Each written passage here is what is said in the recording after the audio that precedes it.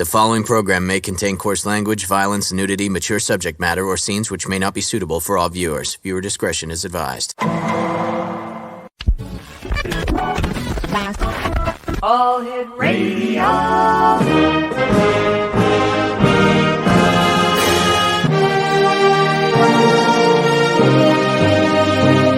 Welcome to the X Zone, a place where fact is fiction and fiction is reality. Now, here's your host, Rob McConnell. And good evening, one and all, and welcome back to the X Zone. I am Rob McConnell, and for the next 4 hours, I'm your host and your guide as together we cross the time-space continuum to this place that I call the X Zone. It's a place where people dare to believe and dare to be heard. It's a place where fact is fiction and fiction is reality, and we come to you Monday through Friday from 10 p.m. Eastern until 2 a.m. Eastern, right here on the X Zone Broadcast Network, Talkstar Radio Network, Mutual Broadcast Network, iHeartRadio, and on Channel 54 Simul TV. If you'd like to send me an email, xzone@xzoneradiotv.com, and we're available on all social media sites at Xzone Radio TV.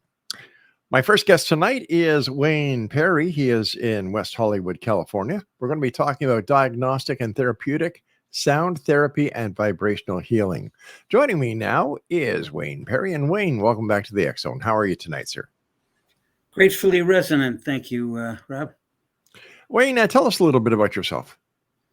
Well, I originally from the Midwest, and I came out to California, I guess 40 years ago, 35 years ago, in pursuit of the recording deal as a singer. Instead, I wound up working for the American Red Cross and studying sound therapy. One of the guests actually did a radio show. I was hosting a radio show, somewhat like you, for about 3 or 4 years. Mm-hmm. And one of the guests was the founder of bioacoustics, which is the study of the frequencies that emanate from living organisms. And I found it very fascinating, the most interesting guest I'd ever had. And we became friends. And then when I took my show to television, I had her on the TV show, and she was very appreciative and invited me to be in the first training, sound therapy, bioacoustic training in California. I was one of like 17 people at the Pacifica Hotel in Culver City. And it was so exciting and so much to wrap my mind around. I actually went to Phoenix, Arizona about 2 months later and did the training again. There was so much to learn, like the frequencies of the periodic table and how every person, every individual has their own unique frequency. No two people are alike. And so I just studied, and I gave up all the things I was doing. I gave up my band and the other 4 radio shows I was doing at the time, and put all my attention into the methodology of sound therapy and vibrational healing. How would you best describe sound therapy and vibrational healing? Well, I guess I'd have to back up and say that, we're all vibrational beings living in a vibrational universe. And this has been validated by physics. The new physics shows us that there's no such thing as solid matter. Everything is vibrating and has its own frequency. In fact, the fundamental principle that we operate on is the form and density of all matter is determined by its frequency. Everything has a frequency. And so that fascinated me. And I learned diagnostic sound analysis, how to determine the frequency of a human being using I guess you could call it a orchestral tuner that's used to tune orchestral instruments, cellos, violins, oboes, various different instruments. And I use it in kind of an unconditional way. I plug a vocal microphone into it, and it can measure the frequencies in the voice, the octaves, the pitch, the various up and down scale of notes in the conversation if someone's talking. And I record it with colored pens on a chart. And once I have enough information from an individual, I can tell them the state of their health, where they're strong, where they're weak. It's very accurate. And it's been actually, that's the only part of the bioacoustic training that I use, because I kind of developed my own practice over 30 years ago. And my book, Sound Medicine, was published around 2007. And that's kind of my Bible. It's very popular on Amazon and, around the country for people that are interested in what you're inquiring about, sound therapy and vibrational healing. What I might say that puts it apart from other genres, holistic alternative healing modalities, is that I focus completely on the human voice. A lot of people doing sound work are using tuning forks and crystal bowls and gongs and didgeridoos. And I used to have some of those people on my show. I would interview them. But I found that through scientific research that was done over 30 years ago, where they cloistered a number of people and they introduced every conceivable kind of sound. And as a criterion of judgment on how it affected the bodies, they used blood pressure fluctuations, oxygen saturation, and an electroencephalogram to monitor brainwave patterns. And using those three criteria, they determined that the most powerful healing instrument that had the most profound effect on the body were the overtones and harmonics within the human voice. So that's what I kind of specialize in, is how to use the human voice as a healing instrument, because it's far more powerful than any external tool, perhaps because it's the only instrument that's connected directly to spirit and source in our bodies. Everything else is external and is like using a middleman. And so that's why I like focusing on the voice. I never expected to become a sound therapist using the voice for something other than singing, but I found it to be very effective to understand the voice. And I do workshops every week now. I mean, I was traveling around the world until the pandemic, setting up healing centers in the Great Britain, Italy, and particularly of late in Taiwan, where I would do workshops in Hong Kong and Shanghai and Taiwan. And people there are very lovely, very open-hearted, open-minded people.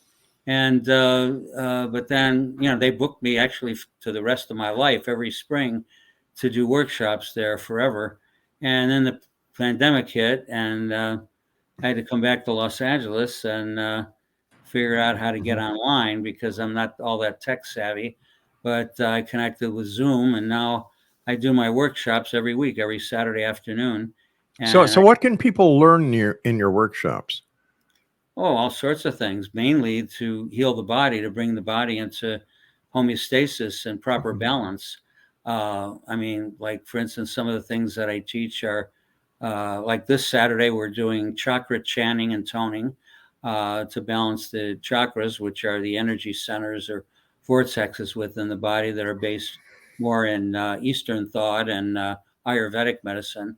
But I also teach pain release is one of the benefits. Even sound relationships. Like, I'll give you an example, for instance, because people really need education about sound. And that's why I dedicate myself to these kinds of talks and interviews and speaking at conferences to let people know that they have their own unique kind of signature frequency that's unique to them.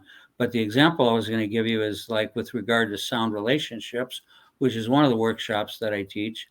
Because, we all experience good vibes and bad vibes from time to time with people that not necessarily always pragmatic and logical.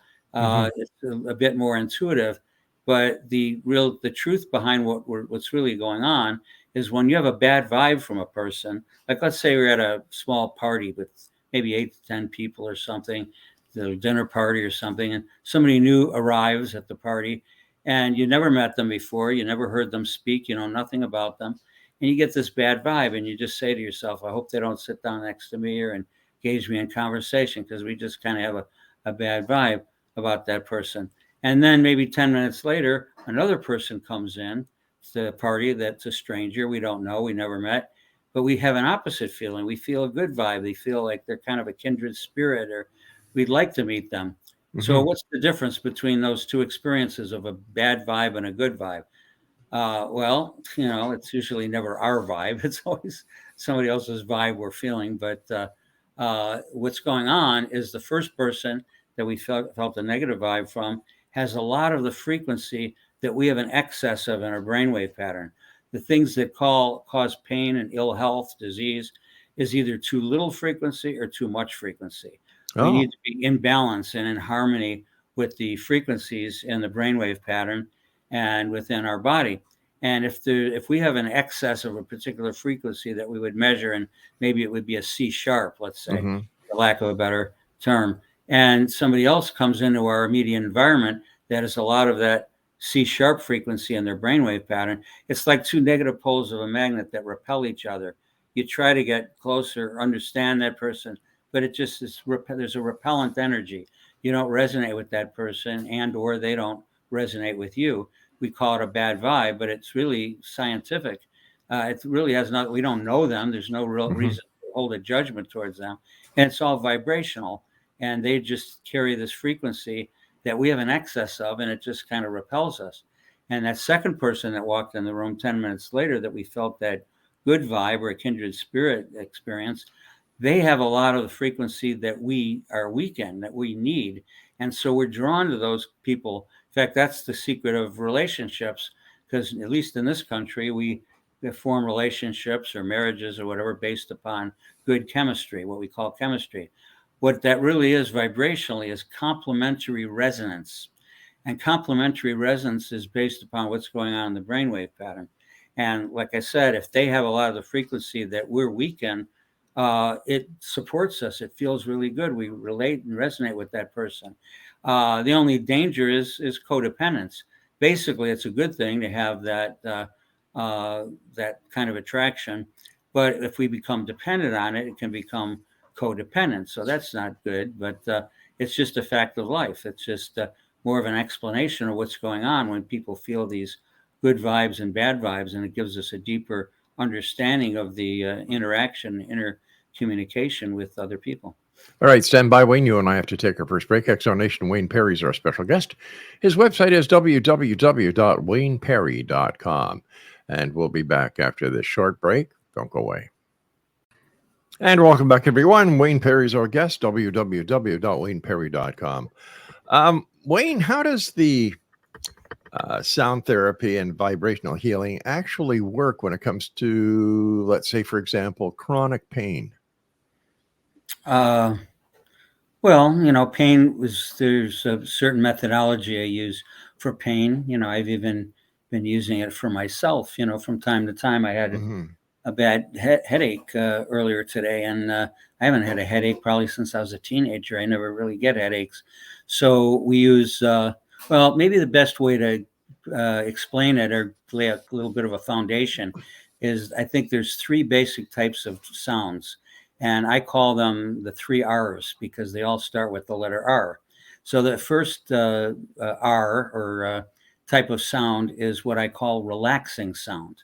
Okay, and a lot of people think relaxing sound is healing sound, that the more beautiful a sound is, or, whether it's a flute or a violin or a piano or whatever it might be, it is beneficial, but it may not be a nice, beautiful ambient sound that's going to heal a tumor or something that's really disruptive of our system physically or emotionally.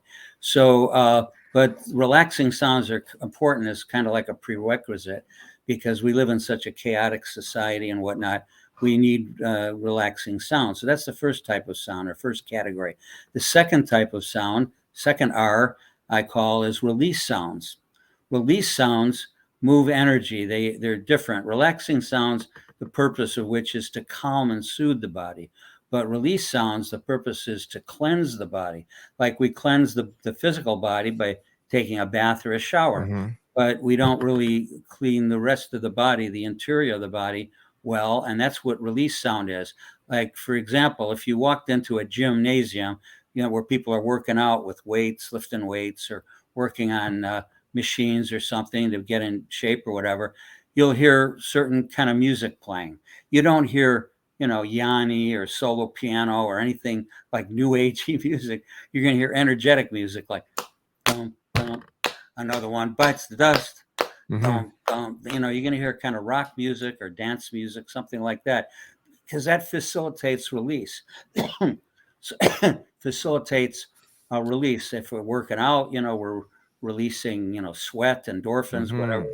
If you're doing healing work, you're releasing pain, you're releasing discomfort. Sometimes it's invisible what you're releasing. You might have something like a tumor or something within that isn't related to pain necessarily, but pain's a good example to use to explain the methodology and in terms of releasing. So release sounds are the only kind of sound that really needs some volume to it. Now, since I'm not using artificial external instruments, I'm using the voice. You would use some volume to the voice. The only time you're really using volume is doing release work with release sounds. So I would use the vowel sounds like A, E, A, O, U are the vowels that we use. They're in every language. I've taught this with interpreters in Tokyo, in Japan, China, all over the Europe, Bulgaria, Italy. I usually have an interpreter that will translate the words. The sounds are kind of universal. So when I teach people to use the vowel sound, their vowels might be different in the country that they're living in. But our traditional vowels, which most people would be familiar with, A, E, I, O, U, we just eliminate the diphthongs, like I and U are double vowels or diphthongs. They're not pure, so we clean them up. Instead of I, we use ah, because it's a simpler sound to tone with the voice. And instead of U, which if you slow it down is E and U, E, U, we just keep it U. And so those are what I call the sacred vowels or the toning vowels, A, E, A, O, U. And so when you put some volume into it, you can help to facilitate the release of blocked energy in the body with release sounds. But they're, the relaxing sounds and the release sounds are not particularly healing. They're parts of the healing process. They're more almost preparatory. The third R is the real healing sound. And the third R is what I call regenerative sound. That sound that can actually heal the body, can shift energy and shift the pain, the stress, whatever it might be in the body.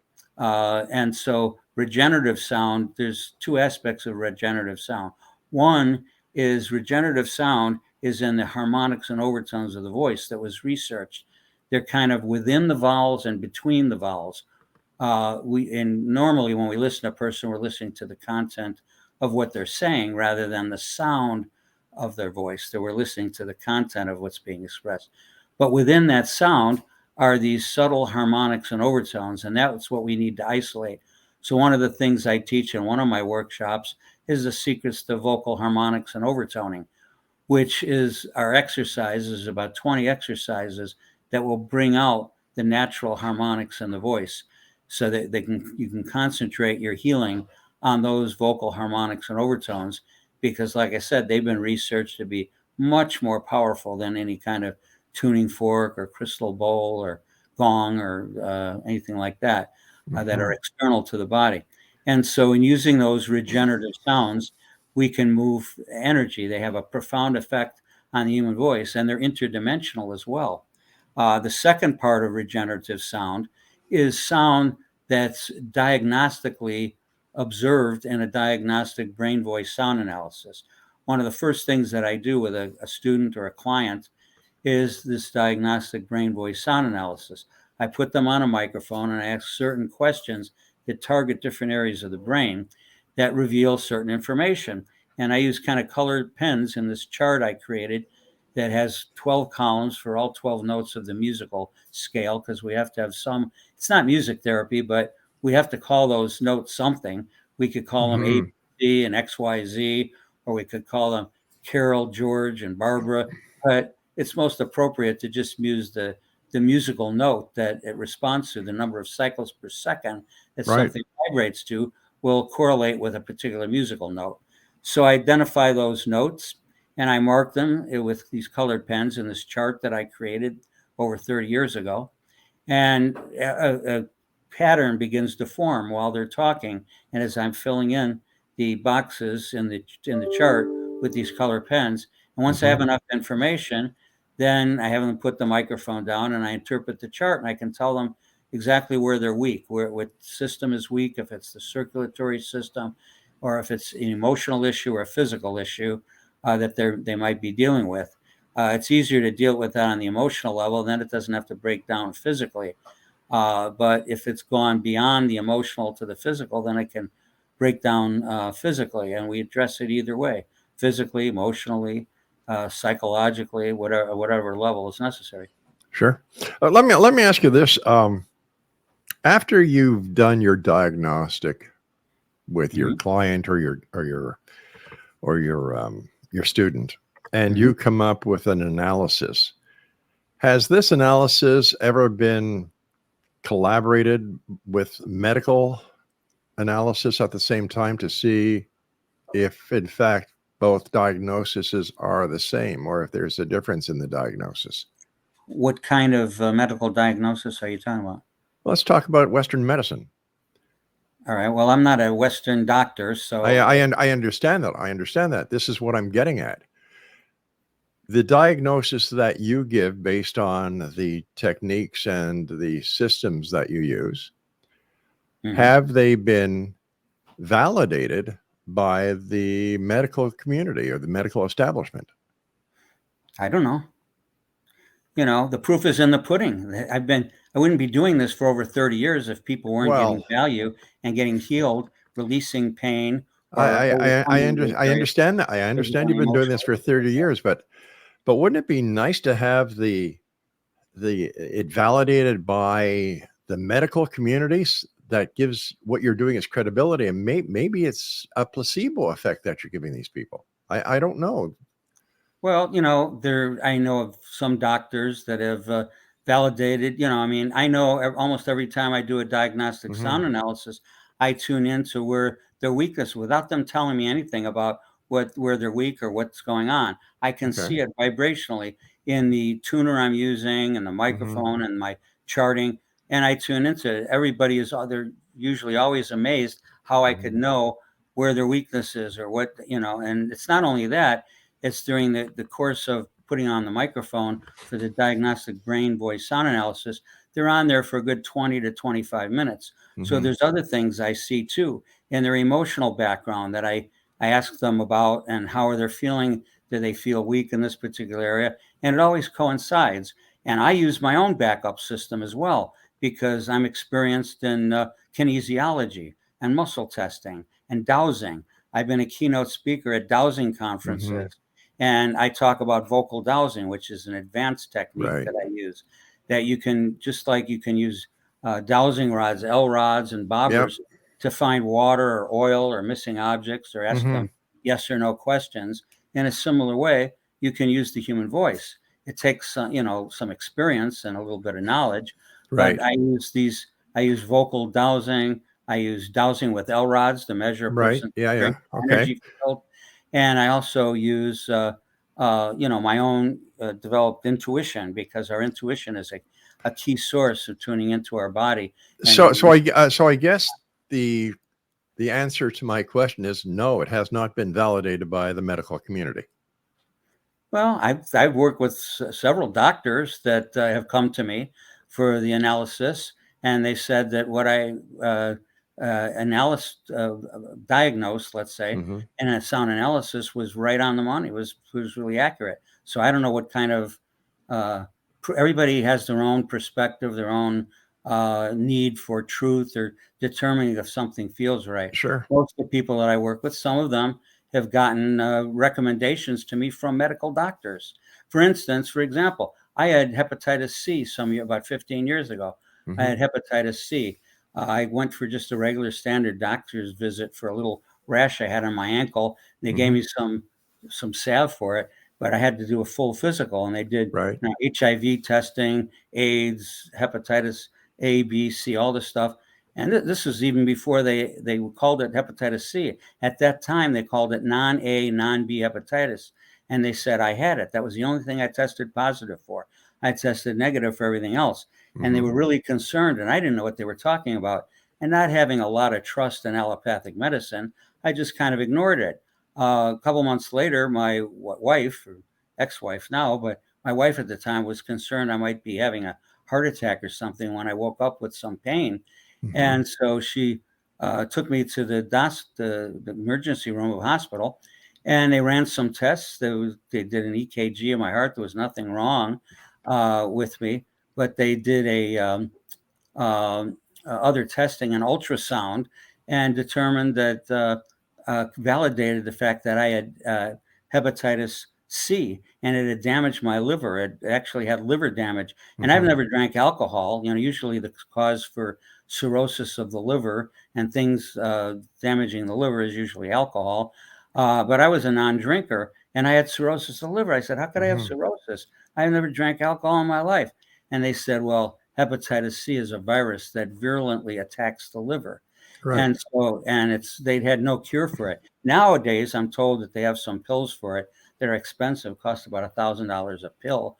But I've heard that they have they work, or they have some value. At the time that I was going through this 10, 12 years ago, they didn't have any medication. And the doctors, told the doctors, well, I can work on this with sound therapy and vibrational healing. And as usual with allopathic medicine, they just laughed at me and said, "You can't heal a virus with anything." And but then when I was seeing them in this liver clinic for a couple of months, and I went in one time, one of the latter visits, and the doctor and nurse are whispering, and I say, "What's going on? Can you share the wealth? What's going on?" And they say, "Well, we don't see anymore the hepatitis antibody in your blood." And I said, "I told you I've been working with sound to heal it." And they laughed again and said, "We're going to do more extensive blood work and a viral load and all this." And I said, "Okay, fine." So they did all those tests. And eventually they came back and said, "Well, it's gone. There's nothing," they wouldn't acknowledge that I'd healed it with sound. Because that's the way they are oftentimes in allopathic medicine. They just said, "Well, it disappeared. It went away." And I said, "Well, I healed it with sound therapy, and I know what I'm doing."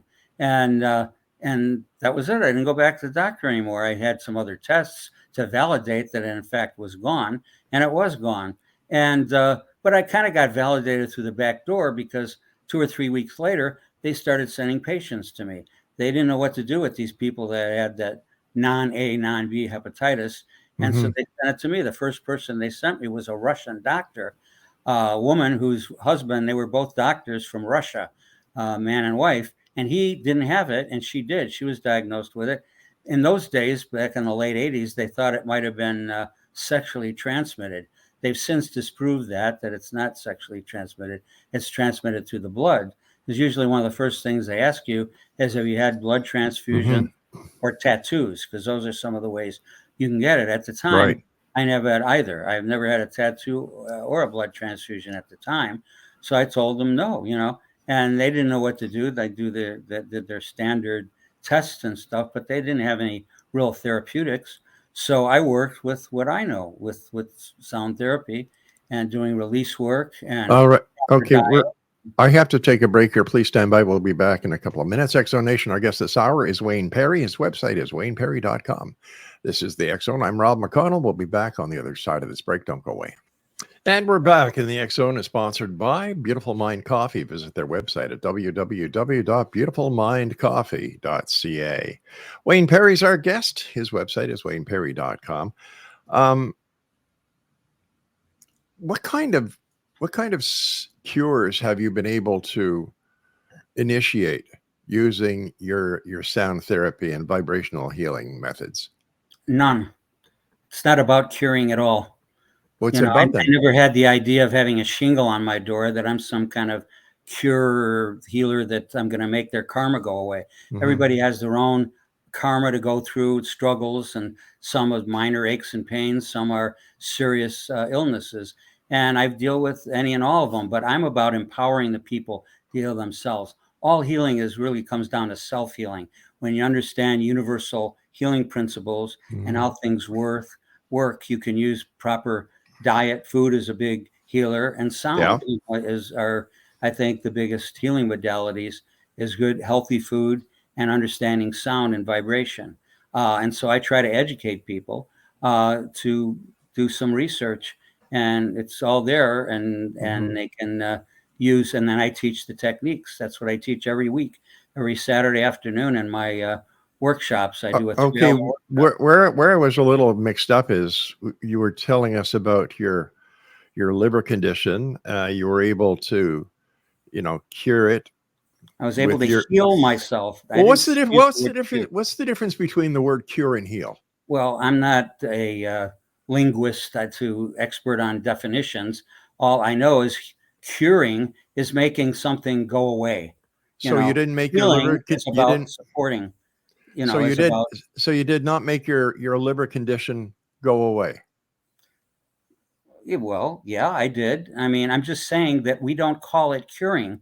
We call it healing, because healing is something that comes about that you can teach a person, like I said, healing principles and Okay. various things that they can learn and apply to the body on a physical level, on an emotional level, on a mental level, to get better. They All may right. not be 100%. Everybody has, like I said before, their own karma, Yeah. and they might be able to heal some things, other things that maybe not, might not be in their karma to heal. I just work with the principles of what I call the Trinity, which is you could even call it the Holy Trinity if you wanted to, of sound, light, and love. To me, that's the real Trinity. That's what the soul consists of, and that's what's in our bodies. And Oh, if we learn okay. how to activate that, Okay. Okay. Okay. I hear you. Well, you said that after you healed yourself with your liver condition, mhm, medical doctors referred people to you. Were those yes, people healed? people heal themselves. Yes, Yeah. with my principles and practices. So they were healed. Well, I don't follow up with hundreds of people that I have, but whoever I work with, Mhm. I teach them the principles, and usually they have success. And if I don't see them for many years, I mean, who knows? They might have gotten some other illness, or who knows what's happens to them. All I know is that people are very satisfied. You can look at the hundreds of testimonials on my website of Yeah. Well, people who have done my workshops over the last 30 yeah. years. But to each his own. I'm having a problem understanding why it sounds very evasive because you're calling it healing instead of curing because of the linguistics. You're saying that people are being sent to you in order for you to teach them the modalities that you teach in order that they can heal themselves. But you really don't know if they are healed or not because you don't do follow-ups. I didn't say I didn't do follow-ups. I said I can't follow up with Oh, thousands of people that I've worked with through my recordings, through my private sessions, via phone workshops. I mean, that's yeah, a lot of people. I can't follow up with everybody. The people that I followed up with, sure. they've got dramatic results. I mean, Oh, I okay, could tell you but this. don't you take any responsibility because you're charging these people for your services? What do you mean take responsibility? I take responsibility for what I'm teaching them. If I'm holding a workshop or class, I have to pay the bills, I have to pay the rent. I So yeah, understand I'm that. I charging understand. money, I but it's understand that. very, very inexpensive compared to most I healing understand that. modalities. I understand that. Well, what's your question? You seem like you're skeptical or there's a problem with what I'm I am saying. very skeptical. I'll be With honest with of you. what? What are you skeptical of? Of what you're selling. It sounds like snake oil to me. What sounds like snake oil? I never said anything about snakes or oil. I understand that. And now you're kind of, you're dodging my points here. So What's your point? I think we just better terminate this conversation because you know what? Ah, just give me a sec here, Exum. Okay, what is happening here is that he has been caught. Okay. And when you catch somebody in a situation where they are doing all this mumbo jumbo, he's charging people to heal themselves, which means, in my opinion, he's not taking any responsibility for the outcome. Now, he has no medical training. He said that point blank. So why would people go to him? Why would a doctor, and I really doubt if a doctor ever sent him any clients. Why would a doctor send him or give him referrals if if his techniques have not been validated? He himself says he has no use for allopathic medicine. he gave himself quite a build-up, quite a commercial. And then he thinks I'm skeptical. You're darn right I'm skeptical. I am really skeptical of anybody who does not take responsibility for the actions that they are doing. He's not a doctor. My God, let's say somebody comes to him with a very serious disease because they've heard of his healing practice. Oh, what you did? Yeah, it's healing, right, Craig? Healing. His healing ability. And the time they waste on this, what is it called? Sound therapy and vibrational healing is making their condition worse. The patient isn't getting better. They're getting worse. He doesn't take responsibility for that. Why not? He's taking their money, and sure, you've got to pay your bills. You've got to pay this, that, and the other thing. But he's taking their money in the hopes, and they're giving him the money in the hopes that they will get better. I can't understand how people like this are able to get away with it. I really have no idea. How do you sleep with yourself? Is there no conscience? What do you just do? Just say, okay, this is who I am. I was in a rock and roll band. I've done a number of radio shows, or he had radio shows. He's done TV. I don't know, XR Nation. I think it's snake oil. It's my personal opinion. I wouldn't go to him. Would you? Send me your emails, xzone@xzoneradiotv.com, and I'll be back on the other side of this break as we try to figure out what the hell he was talking about. Welcome back, everyone. Craig and I were chatting over the break, and can you just if this vibrational, what was it called, Craig? Let me get his file out here because I chucked it away. That's how impressed I was with it. The diagnostic and therapeutic sound therapy and vibrational healing. Okay. Then all you need to do is just listen to the radio and sing along. Go to karaoke. There you go. Have a good time. Have a couple of beers, sing karaoke, and you'll cure yourself of whatever ails you. Just let me see something here. This is his most recent bio.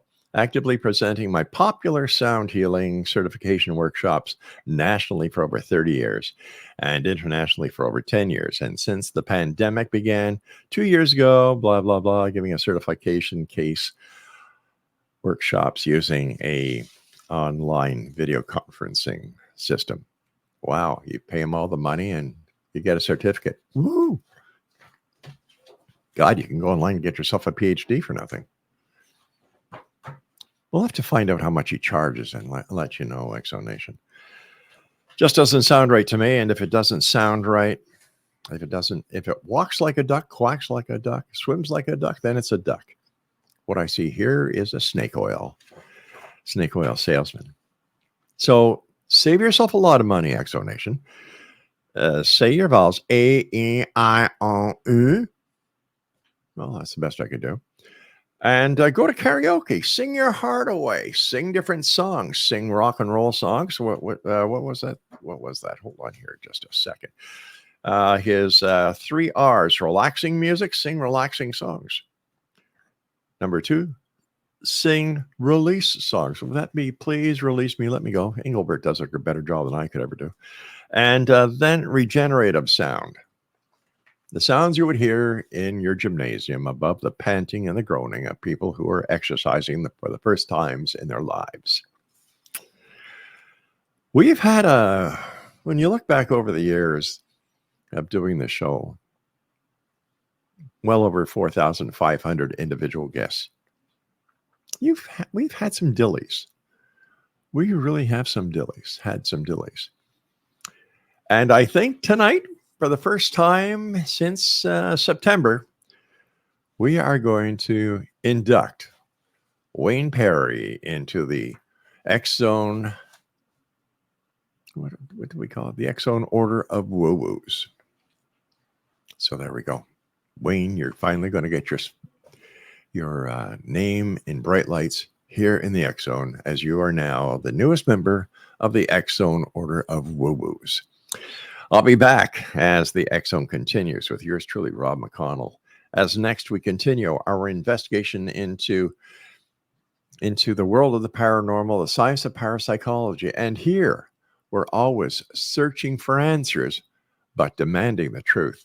And from our guest this hour, Wayne Perry, I did not get the truth. Don't go away.